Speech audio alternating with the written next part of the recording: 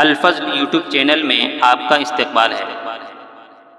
اس channel پر روزانہ قرآن پاک کی ایک آیت تلاوت سماعت ترجمہ اور مختصر تشریح پیش کی جا رہی ہے۔ ویڈیو اپلوڈ ہونے پر نوٹیفیکیشن پانے کے لیے اس چینل کو سبسکرائب کریں اور بیل آئیکن ضرور دبائیں۔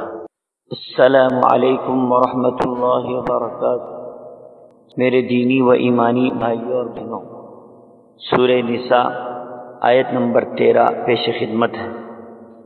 اعوذ باللہ من الشیطان الرجیم، تلک حدود اللہ ومن يطع الله ورسوله يدخله جنات تجري من تحتها الأنهار خالدين فيها وذلك الفوز العظيم۔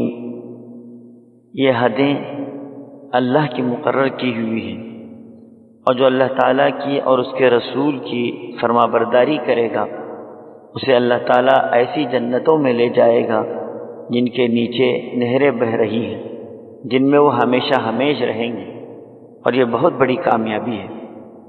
حضرات، وراثت کے احکام پچھلی آیت میں بیان کرنے کے بعد اب ان احکامات کو ماننے پر کیا اجر و ثواب ہے اس کی وضاحت کی جا رہی ہے۔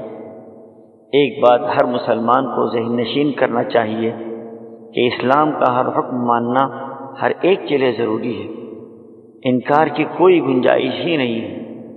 وراثت کی تقسیم کے اعتبار سے بھی آدمی منمانی نہیں کر سکتا، یعنی جس کو چاہے بڑھا دیا، جس کو چاہے گھٹا دیا، بلکہ اللہ کے متعین کردہ حدود کے مطابق ہی وراثت تقسیم ہوگی۔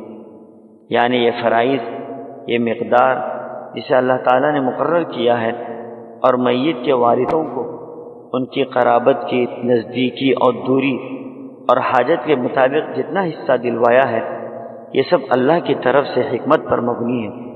ان حدود کو توڑنا اور اس کی خلاف ورزی کرنا بالکل جائز نہیں ہے۔